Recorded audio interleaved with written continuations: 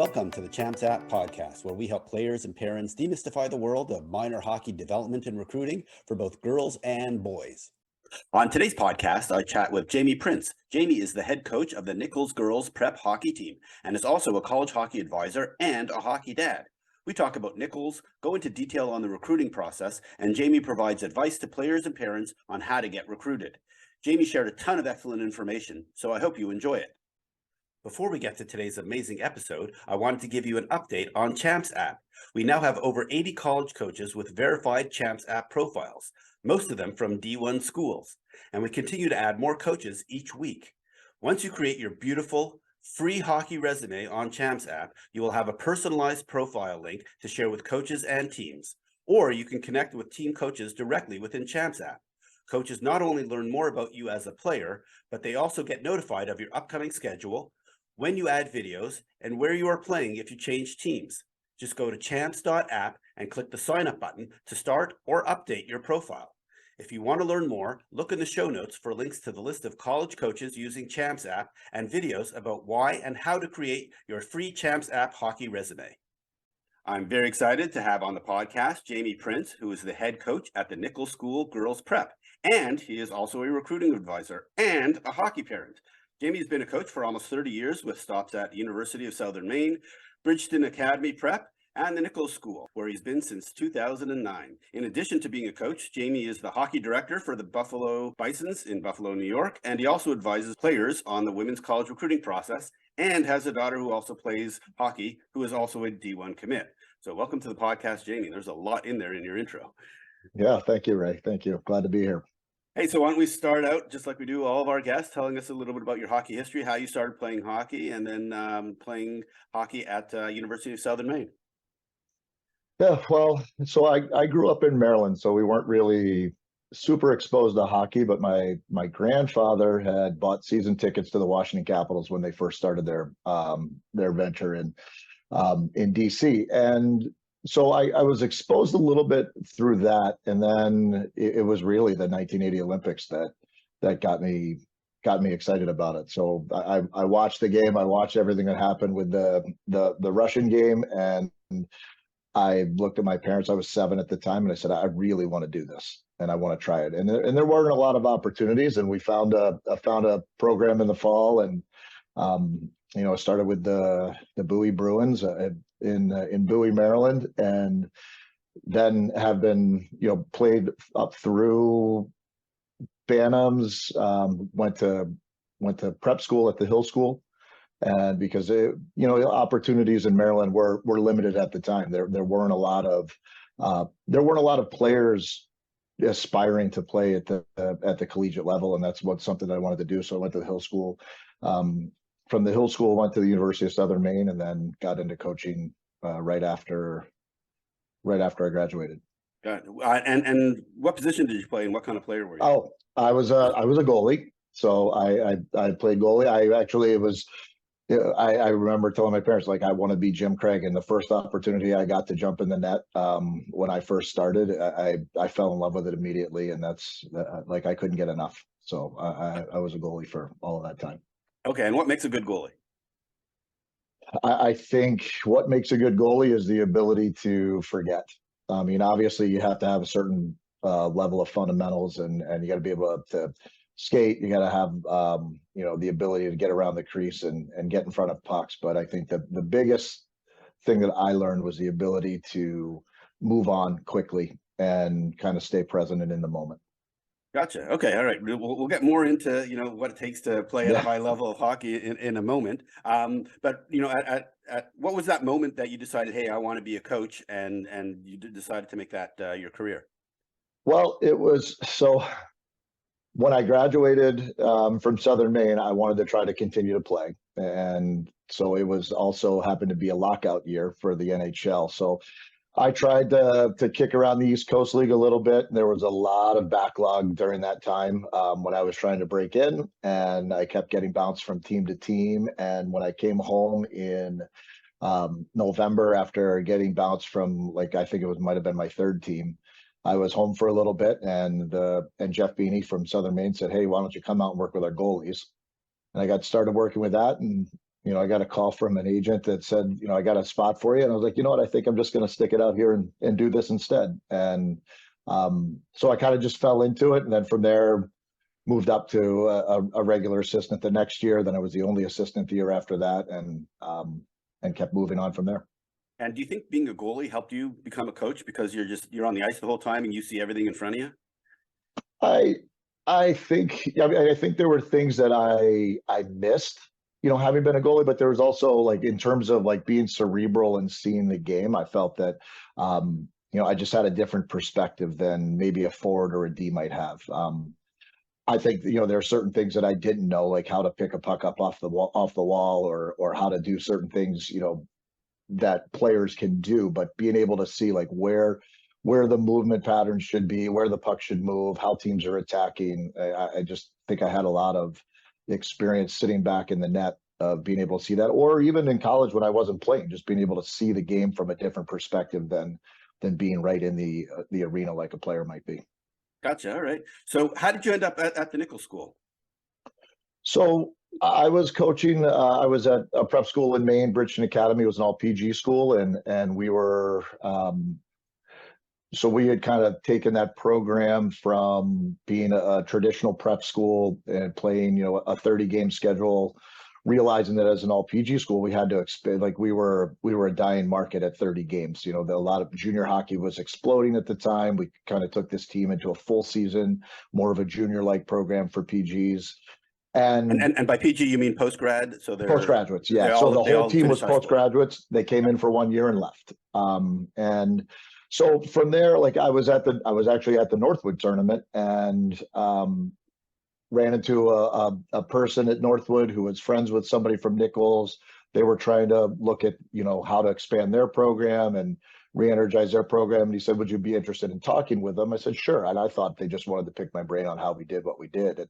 And then it turned into a job interview, and then it turned into an opportunity to move out there. And and then I've been there for 15 years now. Wow. All right. So let's just talk about the Nichols School. So it was started in 1892. Yes. And maybe just talk a little bit about the background on the school. I know you got a ton of varsity sports there. Maybe just talk about it and its location in Buffalo in terms of where the students come from. Yeah, so we're a day school. We don't have any boarding students, and yeah, so we're from a hockey perspective, it's hockey has been synonymous with the school for quite some time, and a lot of that has to do with the fact that we have our own rink right on our campus, and we're the only day school that has that, and we're one of the few schools in all of the state of New York that have an ice arena right on the campus. And it was interesting. Well, I actually learned that the rink, at least the original rink, was built in 1919 and cost $40,000 to build, which today wouldn't even be a down payment for a Zamboni. So that's pretty impressive about that. Maybe talk about the rink and the facilities at the school.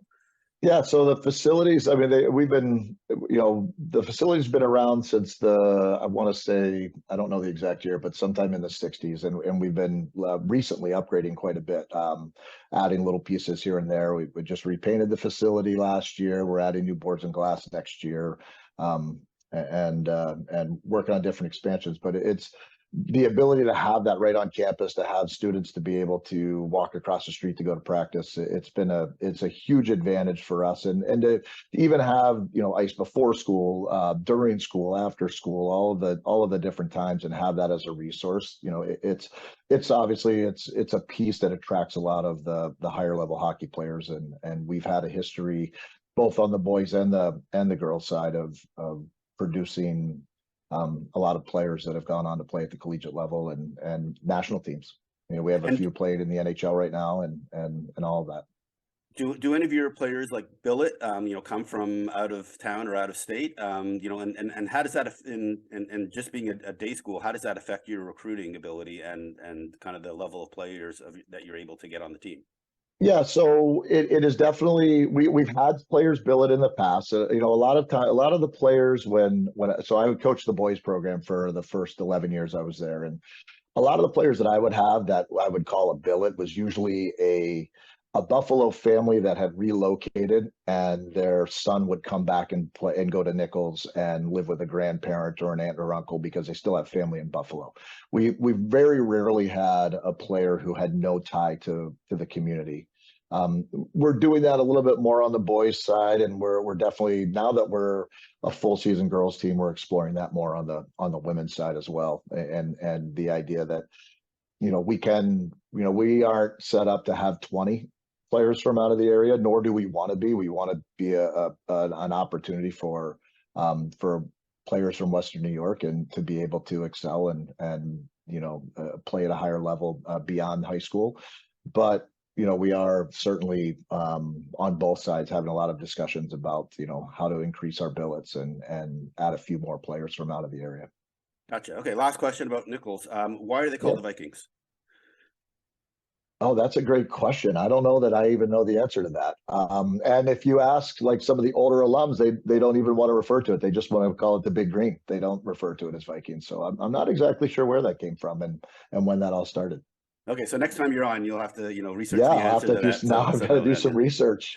All right, beautiful. All right, let's move on to recruiting. So the reason why I asked you to come on the podcast was you have a unique perspective. Not only are you a team coach, you also do a lot of advising. Obviously, you run actually a club, in Buffalo, and you also do skill stuff. And you're a hockey parent whose daughter recently committed to play D1.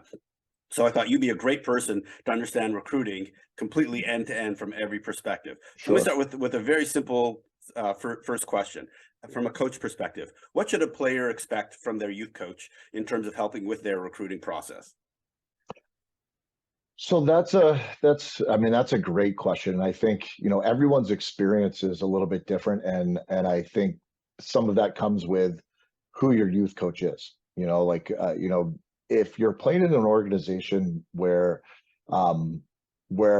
college isn't really something that they've done a lot of, like, I don't know if how much to expect from your youth coach other than, getting marketing materials together, rosters at showcases. I would expect a coach to send out messages to coaches and say, hey, this is where we're going to be and this is where we're playing and things like that. But if they haven't been involved in the game or in the recruiting world for a long time, I mean, they can certainly pick up the phone and make a phone call, but I feel like they lack a little bit of the connections to be able to really help. But I think at minimum, sending out messages to colleges that here's a player that I have, here's some links to video that we have on this player. I think she might be a good fit for your program. And then, at least letting coaches and colleges know I've got a player that I think can play. Gotcha. And to contextualize that, like what % of the effort to get recruited do you think the coach plays in it? Is it 80%? Is it like 5%? I think it should be a significant amount. I think coaches really have, really can lend a good perspective for college coaches. I mean, they have the ability to see them every day. A college coach is going to be able to, I think the first piece is making the connection. So a youth coach should be able to help the two people make a connection. And then the youth coach has the ability to see these people every day and probably has seen them, in most situations, have seen them grow over the years and have had multiple years of experience with this particular player. So I think they can lend a really nice perspective of their work ethic, their practice habits, maybe give a little bit of perspective of where I think the game is going for this particular player and, what they might turn into over time, because as you know, the college game, we're talking about a lot of times 16-year-old girls and, trying to project out what are they going to look like when they're 20. And, to just watch in a couple viewings and figure out like this player is going to be really good at 19, 20 years old. That's difficult, and someone who hasn't seen them all the time, doesn't see them every day, doesn't really know, it's hard to predict what those players might be. Yeah, my one little comment on that is, and I even mentioned this in a recent blog post, is that when I was in Minnesota a few weeks ago, it was the most experienced coaches that I was speaking to that could really pick out see the trajectory of a player just by watching Yeah, them, that, because they've been doing it for 15, 20 years. But when I was speaking to the coaches that were the new assistant coaches that had just been doing it for 2 to 3 years, they had to watch every game and every minute just to get a feel for the player, as opposed right. to a seasoned coach who literally after 10 minutes was able to describe to me a player that we were watching, and nail exactly what they were good at and what they needed to work on. Yeah, and I remember even myself when I was a college coach, you show up to these showcases and you watch 10, 12 games in a day, and it is very difficult. It's very easy to pick out who are the best. It's very difficult to figure out, all right, so who's a good fit for us, because not everybody gets the best. And trying to figure out like this player, I think can be this player. And then you may have seen 150 kids over the course of a day, and trying to sort all of that out can be daunting. Yeah. So, let's take it then from a parent's perspective, and the player perspective. What do most parents and players get wrong about the recruiting process? I well, I think especially so the recruiting process has changed a little bit over the past couple of years. So I think the idea that one, hey, my daughter's a good player and it's June 15th and the phone should be ringing off the hook and this will all be over in a month. I think a lot of people think that this is going to go fast, and it is definitely not the case anymore. Things have definitely slowed down, and coaches are taking more time trying to figure things out. And you even see players right now committing for 24 for next fall, where that used to never happen. There would be no spots for 24 at this time of the year, and now you're still seeing players committing for next fall. So I think there's that piece. I think I think a lot of parents will also don't necessarily understand the full landscape of women's hockey and how far it's come. It used to be that if you could skate and stick handle and you were a good player in your organization, you probably had a really good chance of playing at a high level. Well, there's a lot of them now, and that has changed over the years, where it is much more difficult to stand out because there are so many good female players out there these days. Gotcha. So you mentioned on June 15th, people are expecting the phone to ring off the hook, and it's not.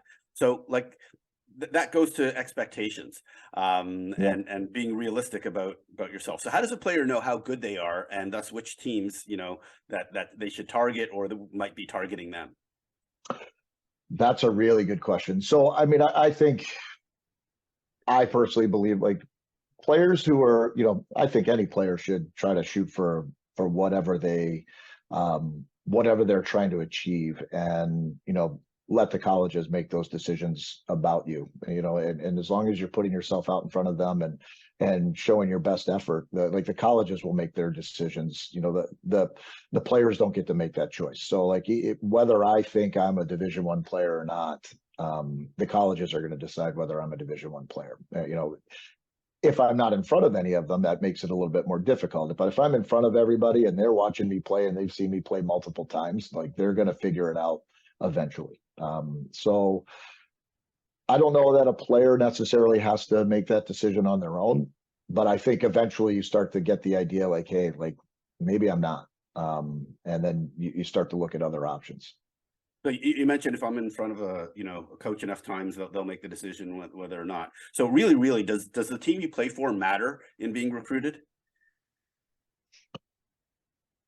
I think it can help. I mean, certainly, and I've seen this for over the years. I think players can make other players better, and so I think yes, it does matter in some areas. I don't think it's the end all be all. I think you can, but um, if you're a good player, like I like to think that it'll eventually be figured out. The question is whether it'll be figured out before it's too late.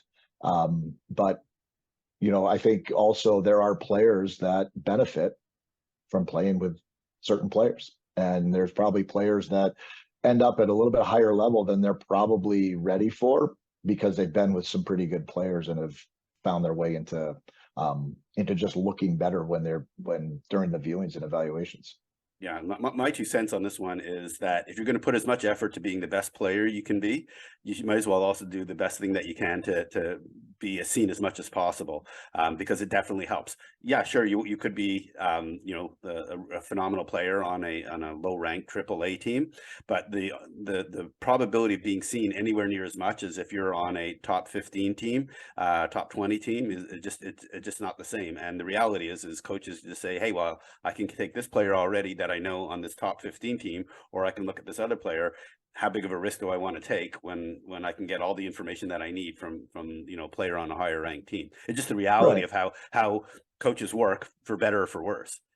I think the challenge for especially players at this age, like, it's trying to find the right fit and figure out, like, so I might be able to play on that top 15 team, but like, what is my role and how much am I actually playing? Like, can I find another team that's still pretty good and have maybe a bigger role where I might stand out a little bit more? Some players get better because they're playing and show better because they're playing with better players, and other players get buried because they're playing with better players and they just can't crack into, they're never on the power play. They're just they're a third or fourth liner, and maybe they don't get the same looks that they might have gotten if they were a first or second liner on a different team.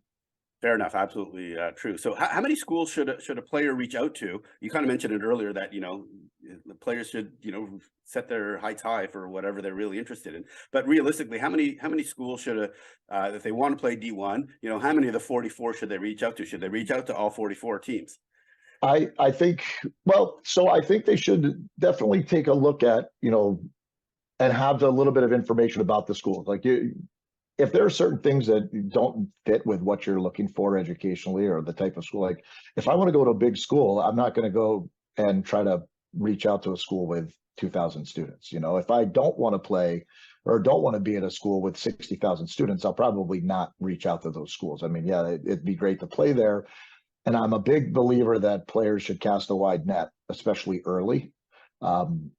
Because you never know. And I think too, like, you have these preconceived notions of what you're looking for in the beginning, and then all of a sudden, and you've crossed off all of these schools, and if one of those schools that you crossed off all of a sudden calls you, all of a sudden they end up in your list and you're a little bit more excited about it, and you start to figure out, like, well, maybe I will like this place. So I do think they should cast a wide net, but I think there's if you're looking for specific things out of a school and certain schools don't have it, then it's I don't know that it's worth necessarily reaching out. At the same time, when you're building relationships with coaches, you never know where they're going to end up next. And you might build a relationship with a coach at a school that you're not that interested in, and then he or she moves on someplace else to where you are really interested, and hopefully that relationship carries over. So I don't think it's ever a bad thing. Yeah, I don't think it's ever a bad thing. And I think in this market where there is a lot of there's, especially with assistant coach movement, like, I think that you just want to continue to build relationships and see where this all takes itself. Gotcha. So when you reach out to a coach, you email a coach, maybe text them or leave a voicemail. Should you expect a response from a coach? I mean, assuming it's after the June. So, assuming you're following all the rules, then you're after the June 15th date. So after June 15th, like, in the ideal world, yes. I mean, it'd be great. Like, everyone should get a response, but it's also like, when you also think of the reality of how many players on June 15th are trying to get to different places, and how many emails that college coaches might get over the course of a week, especially like leading up into a tournament week. Like, you said, like, every kid that's going to a tournament, like, there might be a place where, like, for example, let's take the women's Beantown, where there's like 60 teams showing up there that weekend. If every kid is sending every coach their schedule, like, you can't expect that they're going to get back to everybody. Like, that's just very, very difficult to do. I think, and trying to get just to get your email to stand out so that they'll click on it, so that they'll open it, so that then they'll read what's inside of it. Like, that's all part of it as well. Because if I get 100 emails in a day, I might not get to 50 of them. It's hard, and because I have other things that I need to do as well, not just answer emails. So like I would say yes. I would think that everyone should expect a response, but I also know the reality of like the workload that it takes to respond to every single email. Like it's got to be for especially for certain programs, they must get hundreds and hundreds a week. Yeah, based on my conversations with parents and things like that, if you get 20% of coaches to respond to Yeah, an email, you're doing really well. right. I mean, unless once again you're like an under 18 player, playing on the national team. If you're not that highest of the high, your response rate is going to be relatively low, at least relative to your expectations of what you'd hope it would be. So that was my experience, and hearing it from a bunch of different parents. So related to that, so what was the most surprising thing that you learned about the recruiting process as you kind of went through it with your daughter? Well, so I mean, one of the things was the that coaches don't get back to you all the time, and and some coaches never get back to you. And that is, that was in the beginning, I was like, oh wow, like that's surprising. And then when I sat back and thought about the what is actually happening behind the scenes on the other end of it, you know, you start to have a little bit different perspective. But yeah, that and how what I was surprised with is how like the process was slow early, and then it like once it kicked in, it went very fast. Yeah, gotcha. And like it snowballed, and there was more and more, and then it was more and more schools were involved very quickly, but for a long time it was very stagnant. Gotcha. And what was the worst behavior that you saw from a coach? Because I hear of many examples of coaches saying they're really interested and they agree on next steps, and then they ghost a player. Like, and any other major faux pas that you saw from coaches along the way, or you've heard from No, some other players that you've advised? no, like I think for the most part, I mean, yeah, I'm sure there's sometimes coaches don't communicate as much as the player wants them to communicate with them. They'd like to hear from them more often, but they have other responsibilities as well, and they can't just get back to everybody and talk to someone every other day. I think, for the most part, once the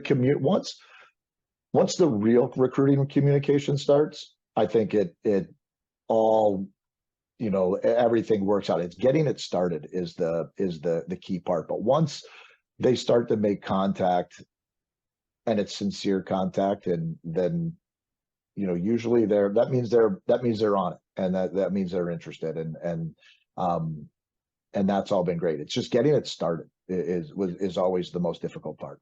And what's your definition of getting it started? Is it that first phone call where you spend 20 minutes, half an hour with the coach, or is it, hey, we'd like you to come for a visit? Where do you find that starting point? I think it's getting a response back from the initial contact that is more than just, hey, thanks for your email. Here's a questionnaire that you can fill out. Getting something that says, hey, we've watched you, we've looked at your video, whether it's a phone call, an email return. Like once that starts and they say, we definitely would like to talk more and get you down for a visit, and start moving that process along. Once that starts, then I think coaches are pretty diligent about it. I think it's getting coaches to that point, getting them to click on the video. That's the hardest part, is getting them to get interested in a player. Beautiful. All right. So we're in November 2023. If you're a 2025 high school grad, when do you seriously start to consider going D3 instead of D1 if you aren't getting the interest that you expected?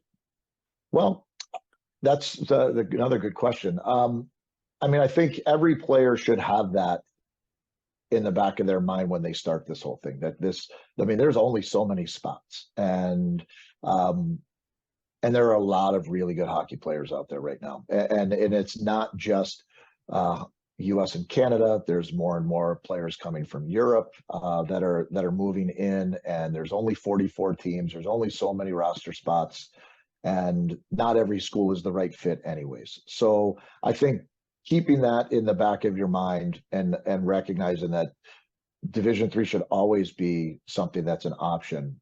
I think that's something that a player should do from the beginning.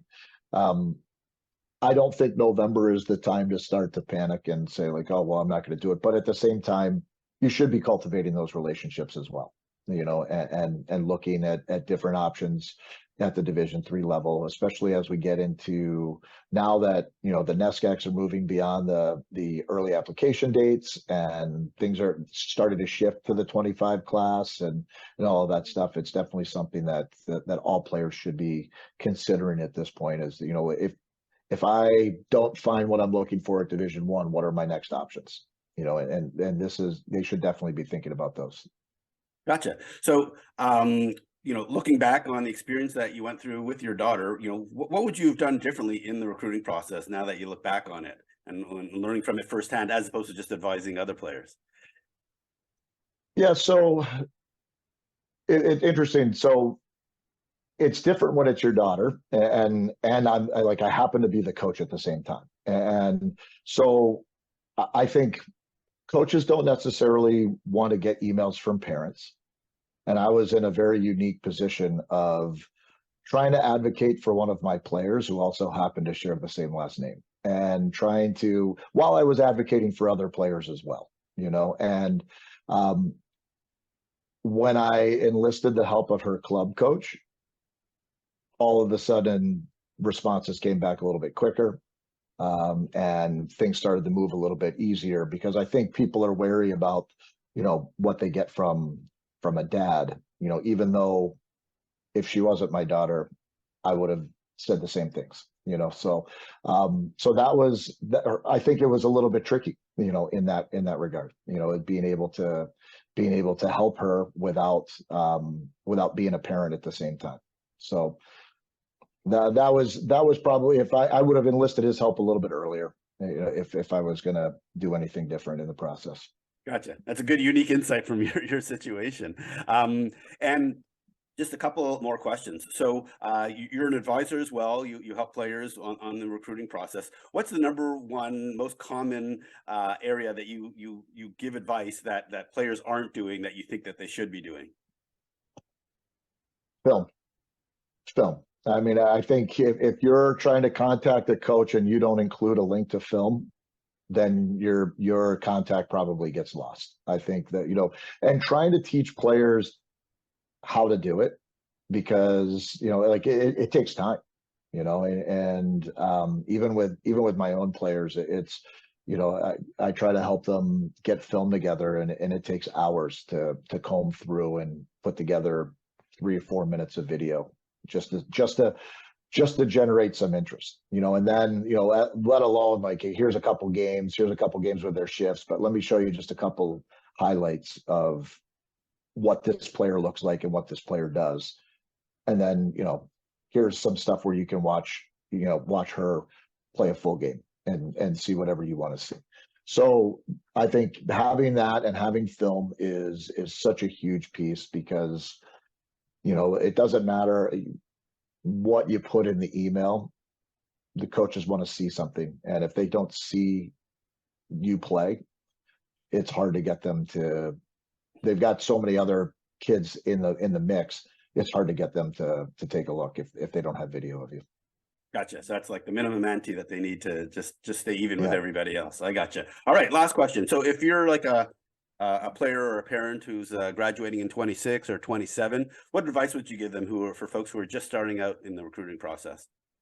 Oh, I think the first thing is to start to understand the landscape of women's hockey and who's who, Division I, Division III. What are the different conferences? What are the different levels of play within? Like, so even in Division I, there's the different conferences have different pros and cons, and and starting to formulate a little bit of an idea of who everyone is. That's the beginning part. So like, if you're a 14-year-old right now, you should at minimum be looking at that.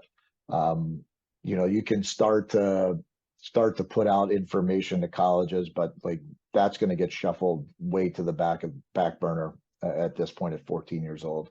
I think the 15-year-old year is the year where you start to lay the foundation to get yourself set up for the next year, and start, at least sending the occasional communication like, hey, I'm I'm a 2026, but I'm super interested in your school. Here's a little video. Here's where I am. Here's where you can find me. That way, at least if coaches are at different events, they can come over and try to take a peek, or do some research on you if it's something that sounds interesting. So I think I think at this point it's gathering information and then setting yourself up for the recruiting cycle that's coming. Perfect. Beautiful. Well, Jamie, I want to thank you so much for coming on the podcast. It was great to learn about your coaching journey, all about the Nichols School, and then obviously your tremendous advice and insights about the recruiting process. So thank you so much for doing this. Yeah, thanks, Ray. I really want to appreciate thank it. Jamie for coming on the podcast. It was great to learn about Nichols and the girls prep hockey program. He shared some awesome insights and advice about the recruiting process. You can connect with Jamie either on the Nichols team's website or via his Champs app profile. Links to both are in the show notes.